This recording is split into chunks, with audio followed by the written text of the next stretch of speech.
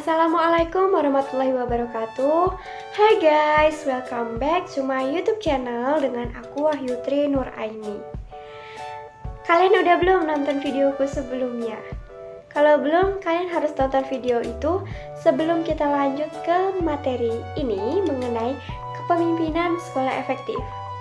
Video ini juga dibuat sebagai pemenuhan tugas mata kuliah pengelolaan pendidikan dengan dosen pengapu Bapak Dr. Muhammad Kristiawan, MPD. Langsung aja kita masuk ke materinya. Di sini kita bahas 8 submateri pokok. Yang pertama ada konsep kepemimpinan, faktor yang mempengaruhi perilaku kepemimpinan. Yang ketiga teori kepemimpinan, kemudian syarat dan prinsip kepemimpinan pendidikan, fungsi kepemimpinan, kepemimpinan kepala sekolah yang efektif, kunci sukses kepemimpinan, dan gaya kepemimpinan. Gimana? Penasaran kan? Sekarang kita masuk ke konsep kepemimpinan. Kepemimpinan atau leadership adalah hal yang sangat penting dalam sebuah lembaga pendidikan.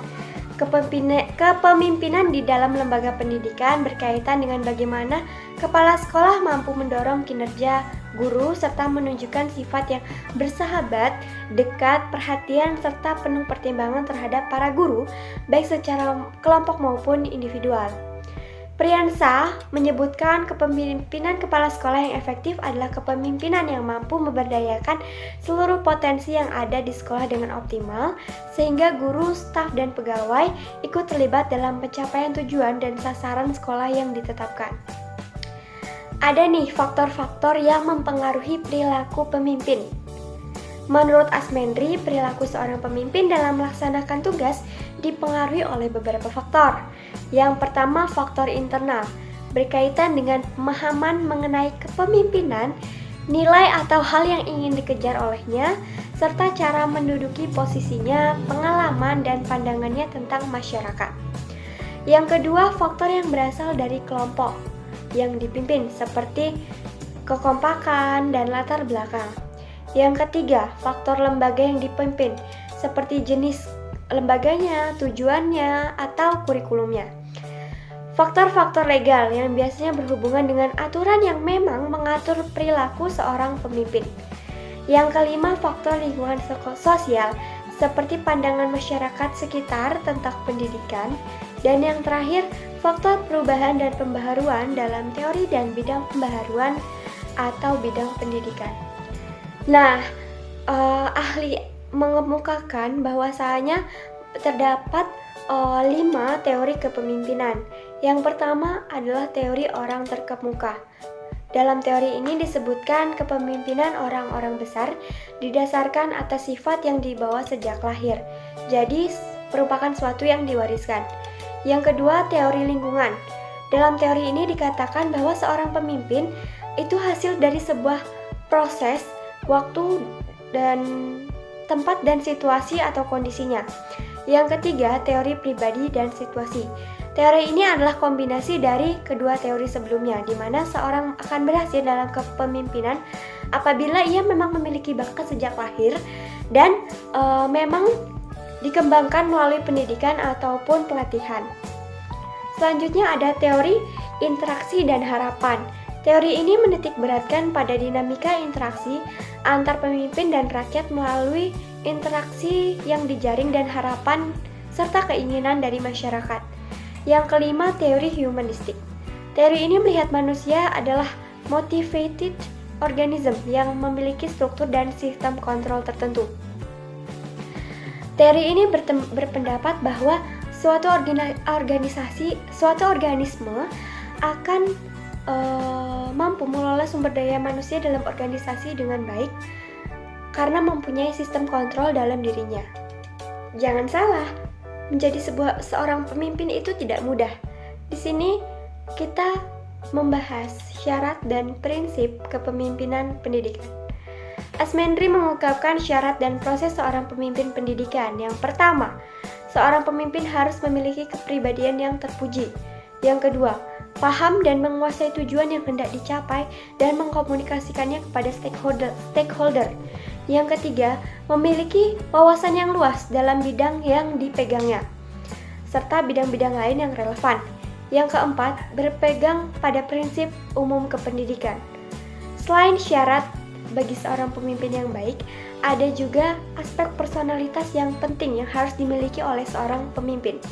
Yang pertama, memiliki kemampuan yang lebih tinggi daripada orang yang dipimpinnya. Yang kedua, memiliki keinginan terus-menerus untuk belajar dan melakukan perkembangan dengan tujuan organisasi yang dipimpinnya. Yang ketiga, kemampuan personalitas kepemimpinan pendidikan. Kira-kira kalau nggak ada seorang pemimpin akan jadi apa ya? Kita akan bahas fungsi kepemimpinan. Secara operasional, fungsi kepemimpinan dapat dibedakan dalam 5 fungsi pokok. Yang pertama, fungsi instruksi, yaitu sifatnya satu arah. Yang kedua, fungsi konsultasi, sifatnya dua arah. Yang ketiga, fungsi partisipasi. Dalam fungsi ini, pemimpin berusaha mengaktifkan orang-orang yang dipimpinnya. Yang keempat, fungsi delegasi.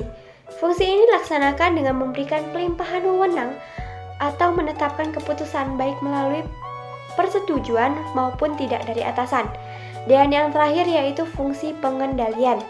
Fungsi ini bermaksud bahwa kepemimpinan yang efektif mampu mengatur aktivitas anggotanya secara terarah dan dalam koordinasi yang efektif memungkinkan tercapainya tujuan bersama secara maksimal.